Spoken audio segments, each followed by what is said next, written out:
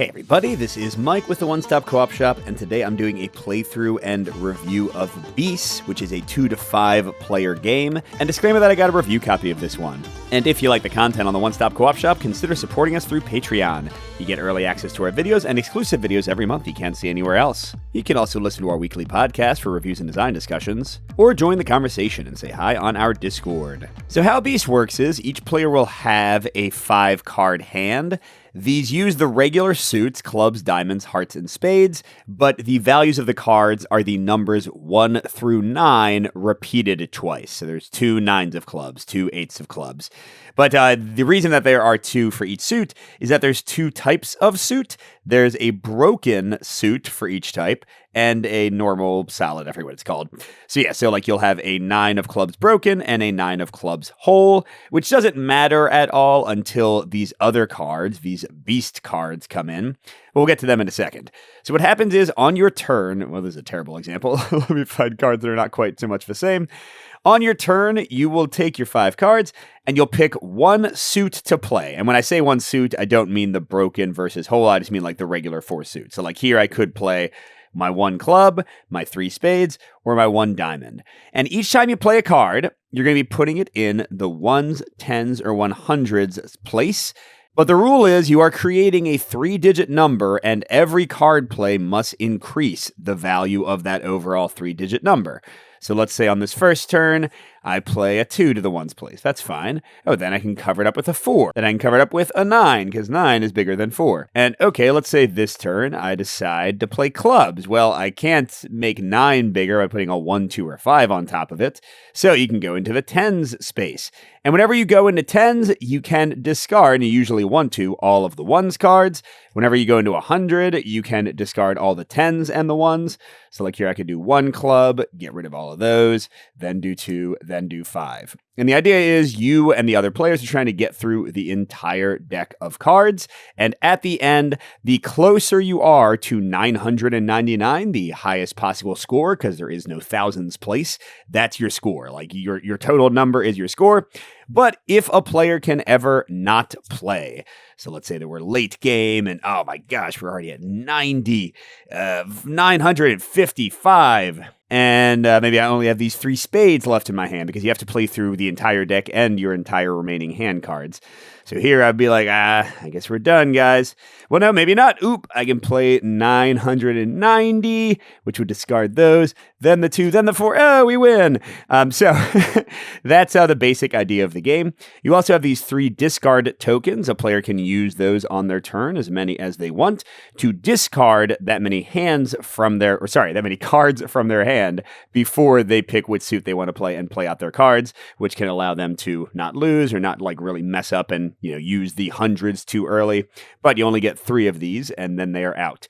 So those are the basics of play, but you got these beast cards. This is the difficulty setting for the game.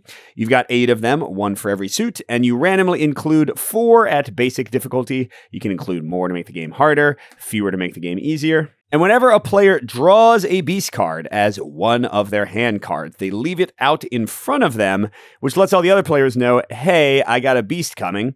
And when their turn comes around again, they are required to play that suit. So here they would have to play all their spades if they had any. And the beast will go above the 1s place and will now stop all players from ever playing that type of suit to that place ever again. In this case, specifically, the broken spade, so this 4 of spades here is fine. But if the 1s place has that same matching suit that you're not allowed to play, it'll actually get pushed to the 10s place, which is often better for you because you're not playing to the 10s as often. And if the players can make this work out, because remember, they see what's coming, if they can make it work out so that everything is full of that type, the beast actually goes wah, wah, wah, and doesn't do anything for the rest of the game. It doesn't happen very often, and usually it's going to happen at higher player counts because with only 2 players, you just don't have enough time, but it's a cool thing to achieve when you do it. And you can have multiple beasts on the same place, so you could be extremely limited in what card plays you make. So those are the basics of the cooperative cooperative game. Now, how does my little solo mod work for this? It's pretty straightforward. And this is, again, just to be clear, a unofficial solo variant. What I do is I take whatever number of beast cards you want to use, and I'm going to shuffle them into the deck face up, because it is important for the strategy to know when a beast is coming. So let me go ahead and deal out, and I'm going to deal out 3 hands as though I'm playing 3 people, 3 player, which I think is a good count. Here, let's zoom out a bit. Okay, so 3 player card hands. Then I'm going to take, we'll do 4. I'm going to take 4 random beast cards, and I'm going to shuffle them into the deck face up. I shouldn't really be looking at what suits they are, but not a big deal. All right, and now I play the game as normally, except I'm going to alternate between the 3 hands, and I'm going to try to obfuscate my knowledge of the hands. I'll show you how that works in a second, but the first hand we'll just kind of play straight. All right, so I can do diamonds or hearts. Let's go and do diamonds, and I'm actually going to play the 6, and then the 9, and then the 1, just to leave my fellow players more breathing room, even though I could have done 1, 6, 9. It might have forced a rougher play for the next player. Okay, and then I draw back up to 3 cards, but here's how I play. Okay, so there's 2 ways to do this for my little solo variant. If you want to give yourself more knowledge and have no memory aspect, you can leave the 2 cards that you know about face up and just deal your new cards face down, okay? That way you remember what you had, but you are going to have some, lack of knowledge here. I personally like to play it where everything is face down, because I think that's a little bit closer to the multiplayer game where you really wouldn't know what is in the other player's hands. And my memory is not so good that I'm going to remember, what was that, 4 and 5 of hearts after I play 2 more rounds. It's up to you. Either one works. But if a beast comes out, remember those are face up, it will stay face up over here, so I will know it's coming as I play my other turns, because that is a very important part of the strategy, to know when those beasts are there and try to maybe push them into a higher suit or get rid of that suit or something. And the only other rule for the solo is that if there is a beast card on top of the deck after drawing, you swap it with the last card you drew, because it's kind of dumb to know that it's about to come. Instead, it just goes in that player's hand. So that's it. Let's just play the game. It's not a very complicated solo mode, as you can see. Hey, actually, you know what? This isn't too bad. We'll do 2, 5, 6, 4 diamonds. And whoops, I'm not supposed to look at those. Okay, and okay, I've got it. These are really low, so I pretty much have to do the 2 in the 10 space. And let's slow play a little bit and just do the 2 of clubs, and everything else will hang out. All right, so we just play. This is the game. It's really not a lot. Oh my gosh, all these hearts are super annoying. And I guess I'm just going to tank it and go up to 40 already. You don't want to be too shy about using your 10s and your 100s places, because if you try to be silly, then you can actually, go up higher and be forced into playing something really dumb, or use your discards early, which you really don't want to do. Okay, I can do the 1, 7. I can do the 4, 6. 4, 6 isn't too bad. Yeah, sure. Let's do 4 and then 6. Okay, still no beasts. The game is pretty swingy, as I'll talk about in my review at the end, based on when oh gosh, forgot how messed up this guy's values were in terms of lowness. All right, well, let's do that. A little bit of a safety play. Hopefully the next player can do something more. Yeesh, that is 1 billion clubs, including both 9s. Wow. So my only option right now is to do those clubs, but there's no good option for that, unless I go all the way to 100s already, which feels a little early. Feels definitely a little bit early. But I also, this is a crisis in a way. Okay, this is probably a dumb idea, but I could go 9, then 9 to get rid of all of that, and then 4, and then, yeah. All right, we've already gone to 100. Not the best. Oh, there is a heart beast coming, a broken heart. So I'll need to remember that. And if we can, maybe get a heart, because really you don't want to have your 1s digit locked out. Yeah, this is good. Although, am I going to mess up that player by having a 7 there? Well, I just really don't want to be stuck with that beast in the 1s digit. Okay, now this is interesting. You know what? Let's friggin' do it. That's my only heart, right? I said you can decide to discard the cards in the 1s digit when you play into the 10s digit and so on. You don't have to. And this is one of those situations where I'm not going to. So I still flip my cards because I have to play any other hearts, which is just a 1 and a 5. And you can play in whatever order you want. But yeah, first let's go ahead and bloop that into the hundreds digit because it got scared away by those ones. And then, shoot. Yeah, we are going up faster than I would usually prefer. But hey, we still have all our discards. We're still only in the hundreds. Like, it's not that bad. Alrighty. So remember, we can never play a broken heart into the hundreds again, which is not that big of a deal, as you can kind of see. What do I want to do here? I think probably the best would be spades. Let's do the 7 here. Then the 6 to clear out, and then the 1 of spades. That seemed pretty good. Is this the hand that had, all the weird values? Although, we got a 7. Okay, sure.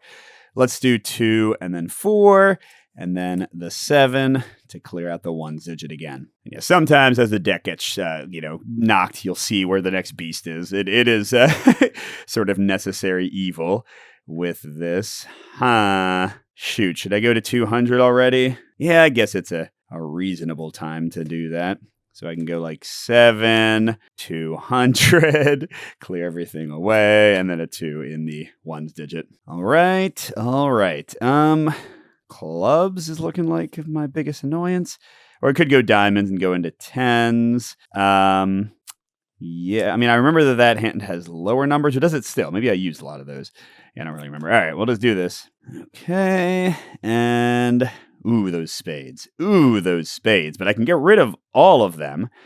Now, should I go to the 30 at the end or just leave an 8 here? Because the next player might have a 2 instead of a 3, or they might have like nothing lower than 4s and 5s. Let's.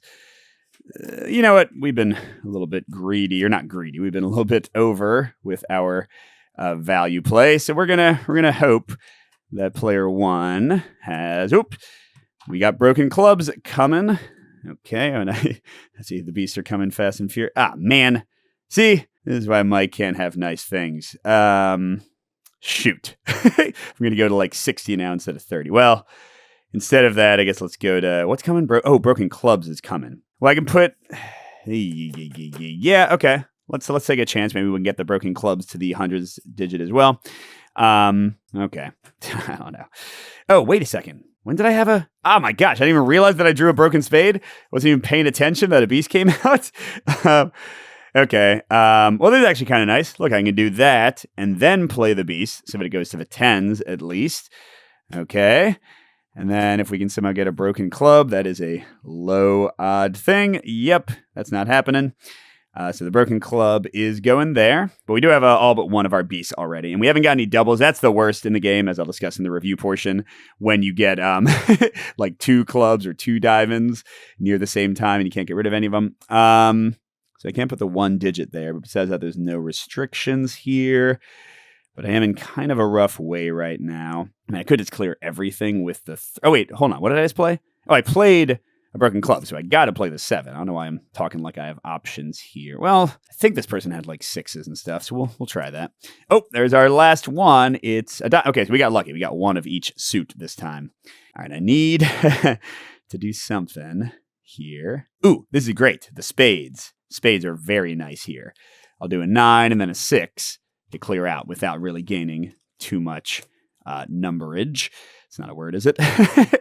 Numberage. So 2 and 6 I could do. The 5 and the 8. The 9 spade is just sitting there taunting me, and I can't even play it into the 10s digit. Let's try to go to 300 soon. So I'm gonna play the 5 there, and then the 8 to clear it away. Because we are getting near the bottom of the deck. Here's our last beast. Totally forgot about them. Okay, this is good. I can get them to the 10s digit. That at least feels a little bit better. That's all my diamonds. Okay, but that was my 3. I might not be able to do 300 anymore. I can do 400. Oh, no, it's a broken heart. Really? The broken heart thing's going to bug me? Shoot, if I do hearts, I can't really do hearts, can I? Because... the lowest I could put here would be the 7 of hearts. Here I could do like 4, 7, 8, but then not the 1. I could use my discard. You know what? Sure. Let's use a discard and get rid of this 1 broken heart. And then I will do 4, 7, 8. Now, I am locking the next hand. They got to go into the hundreds. There is no other option here. So I'm just going to hope they have like a 3 or a 4. They have a 3, and it's a 3 we can play. Beautiful. That worked out. Definitely kind of put myself in a dangerous position there, but everything came up, Mike. All right, we are just about done with the deck, which means we just need to go through our hands. Having 2 cards here is great. Now, don't forget, we do want to get closer to 1,000 before we finish up. These broken clubs are really annoying. I kind of need them to go into the tens digit to be workable. Should I do that now, though? Because, I mean, can I survive 2 hands worth of like ones plays? I don't know if I can. So I'm just going to go ahead and burn both of those right now. Get them out of here. All right, and then got a lot of diamonds, and I can't do solid diamonds there. I mean, I should, again, I'm getting so low on cards, I should be looking toward raising things up. So let's sure, why not? Let's do 7, 8, 8. Just go way higher, but get rid of my biggest clump of cards for that hand. Okay, we still got a ton of hearts. Should I go to 900 already? Nah, that seems like a terrible idea, but 600 seems totally reasonable. So let's just ditch everything that way. So I could do like a 2, then the 9 to ditch the 2, then the other 2, and then be totally clear with my 600 after that. And that's the last 2 cards drawn. We do have to finish up our hand. You really want to have discards, by the way, when you're doing these final plays. Okay, I got some 8s, so I can get to 800 near the end. That's going to be a nice kind of shut-off valve, if you will. Oh, I can't play those there. Gosh, why do they... Okay, wait, I didn't cheat. No, okay, that's a heart I can play. So for now, let's just go ahead and do 1, 4. We'll figure out those 8s later. And then okay, we can do like 5 and 8, sure. And I guess I can do like 9 and then 60 to get rid of that.